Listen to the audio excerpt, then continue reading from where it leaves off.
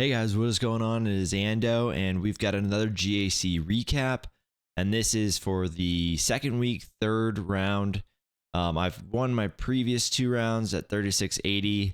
I had that week where I fell down pretty far, so I'm kind of still climbing up from that. I'm facing Avarice from Desert Reapers. I think I've seen that name around Discord.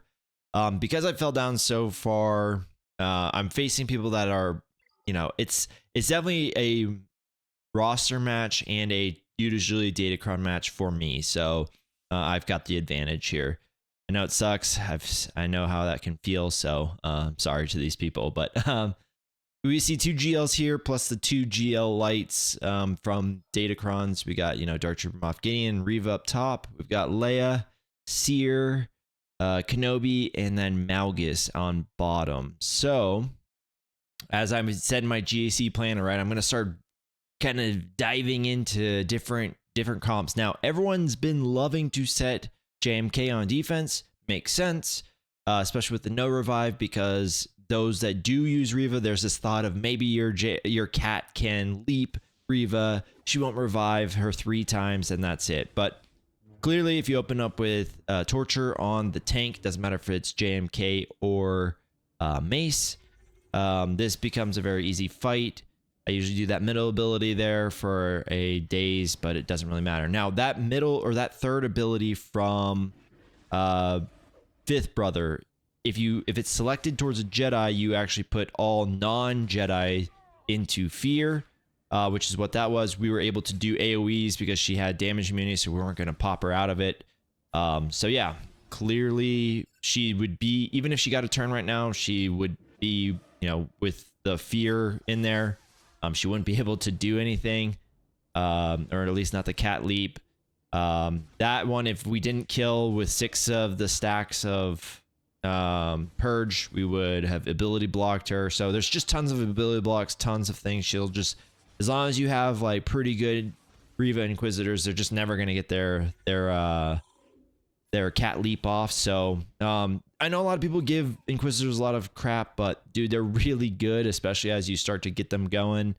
And yes, of course, they've got the Datacron boost, but honestly, I've been doing that match for a while now. You just get through them faster. So the next fight is Cere versus my Dark Trooper Moff Gideon. Again, part of my GAC plan was let's solve the B teams first, and by doing that, when I kind of bring off these, as I'm kind of calling them, GL light, Datacron driven GLs, I guess. I don't know how else we want to describe them. But when I do that, essentially, I'm able to put more GLs on defense. I think it looks very troublesome. And again, when you put JMK on defense, there's good reason to. A lot of people are putting Reva on defense, but for those of us that are sophisticated like myself, no, I'm just kidding. But we're able to, bring Reva off of defense and handle JMK, while my JMK, if I put him on defense, as we saw with, Avarice, who decided to leave JMK on defense, now all of a sudden, decided to leave Reva on defense, is in, I won't say a bind, but, especially with both Reva and JMK on defense, it's going to cause some trouble. Clearly just kind of clearing through this very easily. They did have, it looks like, the doubt cron, so that's why, a few of my guys here have doubt on them. If I could replay this, I would pretty much never use the Dispel here from Dark Trooper. Or, sorry, not Dark Trooper, Death Trooper. Too many DTs. Yeah, there's just no need for it. They go into damage immunity. They kind of stay there because they're a slow squad. But yeah, that'd be my one kind of correction play here. Yeah, I mean, I've done this fight now twice. It feels really good each time. So I did 2 other fights. I did Jabba versus Leia. That's like a 3.5-4 minute fight. So I decided I didn't need to bring that on there. It's pretty self-explanatory. It's also the last season we'll get to do that, really. And then I did C versus their Sith Empire. And again, my my GAC planner video said, hey, let's start bringing, Sith Empire off of defense, and that was for this. So that was just kind of what I was thinking. Now in round 2, so round 1 and round 3, I played it similar like this, where I was just going for Dark Trooper Moff Gideon. I'll show you kind of maybe a fail point as far as maybe like a banner loss. I don't think you can actually fail this. I think our .GG stats kind of stated as much. But in round 2, I did play this differently. I kind of saved with ability blocks and fear on Dark Trooper Moff Gideon. So there's that time that I'm talking about, right? Like I do have a Relic 5 Basilisk Unfallen. So maybe one of these days I'll become unsandy with her and get her to Relic 7. I know she's on my list to kind of move up. But yeah, I played it differently. In round 2, I actually ended up killing all the sides. And again, through fear and stuns and ability blocks and stuff like that, I actually just was able to kind of not allow them to revive. And then I just kind of focused down Dark Trooper Moff Gideon first. And I think that prevents that from happening, right? Like that scary moment, so to speak, of maybe I'm going to lose Basilisk Unfallen. Again, if you have a good Basilisk Unfallen, though, I don't think that that's really going to be an issue. But clearly, I don't have that. So, yeah. But yeah, very easy. So I'll end up losing a banner here from Darth Revan. It is what it is. Just so happened to be this way. But yeah, guys, I think this is the move, man. I've like I said, I've gone a full week. We've, like I said, the data supports our decision making here. And so it's been good. And now this is just this is what I've, again, I showed this in round 1. It allows for the torture to get eaten up by Set here. And they'll end up killing him, and this will be a 65. It's just way too much damage. And again, this is why bringing Reva off of defense seems to make some sense. Because this is just going to happen to her, and you can also just kill JMK or whatever. There's a lot of squads you can kill with her. So yeah, so 65 there. Again, I am lucky enough. Hopefully you guys have unlocked. I've seen a lot more traffic for my Bo-Katan Mandalore video, so hopefully you guys have gotten that. Hopefully that's helped a little bit. And yeah, so I'm lucky enough though to have Bo-Katan Mandalore. So just playing it like normal.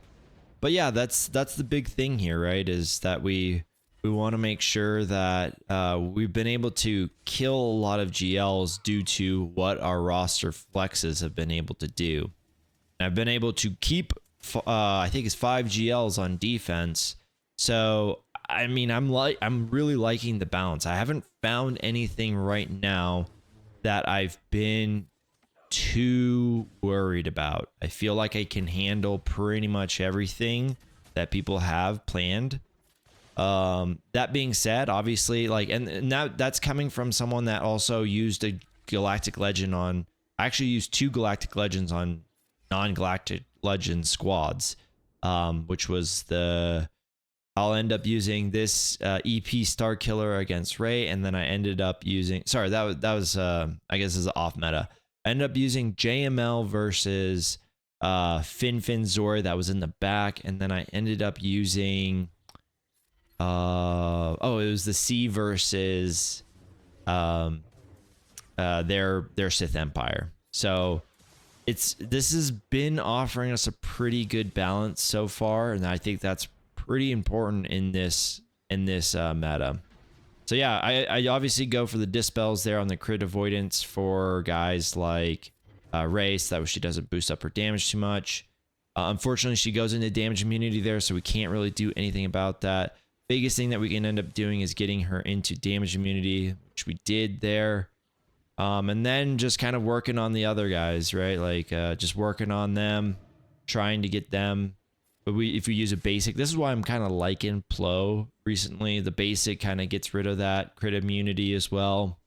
So a lot of good things. Obviously, it does require you to have a Doesn't require, I guess, you to have a Relic 8 Plo, but for those that do have it, like myself, this is a good escape for him. One of the mistakes I make here on this fight is right now, JTR has the insight or whatever it's called, and so she's gaining mastery every single move that I do because I'm gaining turn meter. That's not good, so I'm gonna get to take 2 off here with a basic. Yeah, we don't want her to dodge. She's already kind of deflecting a little bit, so need to be careful. The other thing too, like during this meta, guys, if you are doing this fight, it's like currently at a 50%. Just be careful if there's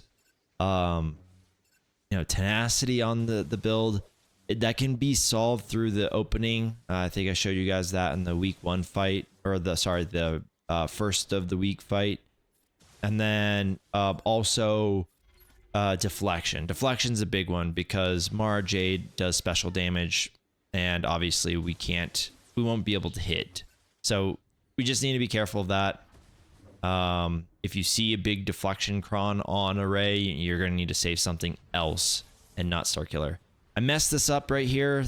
This is what actually ends up costing me a ton of banners. It was a dumb mistake by me, but sometimes you make them and you kind of have to just live with them.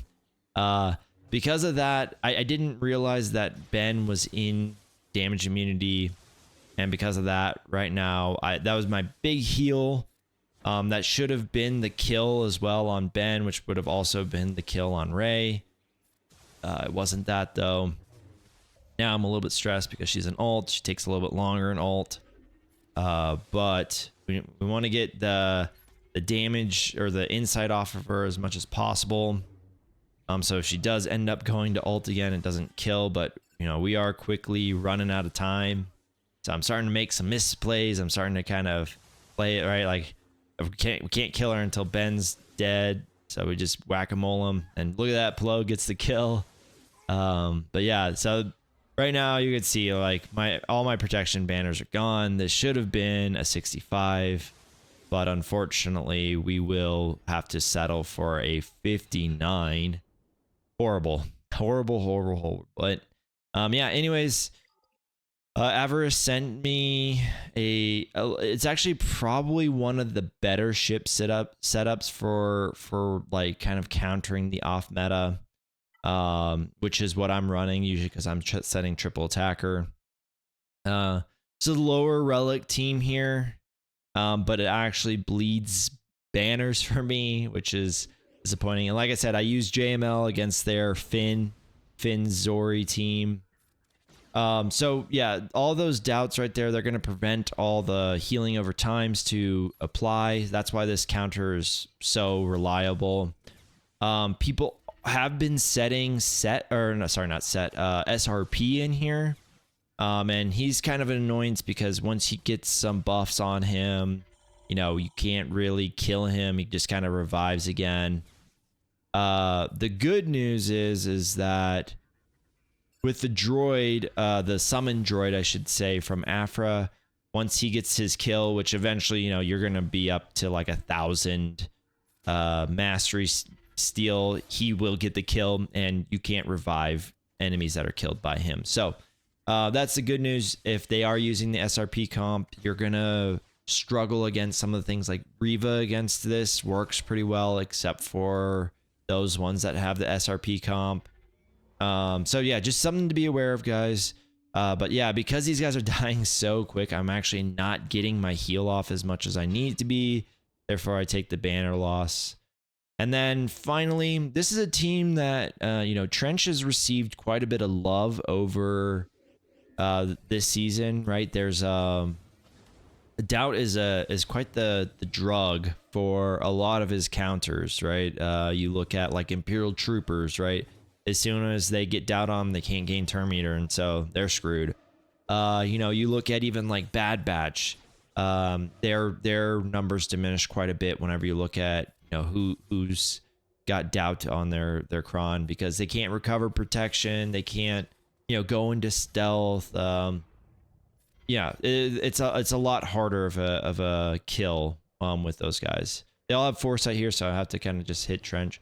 So I think the big thing is kind of go for Trench first. When once you kill Trench, you can start to annihilate some of these guys that, you know, have 2 lives. You know, you're looking at like Django and stuff like that. Also remember those that are killed with isolate on them, they can't be revived anyway, so you know Watt can't really do anything, bring back him or at all anyways. So just another thing for you guys to remember.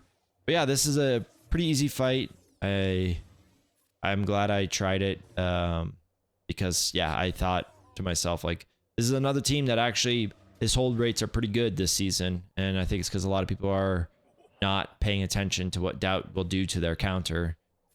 But yeah, I think, you know, this fight I end up winning. I did drop one of the battles on Fleet.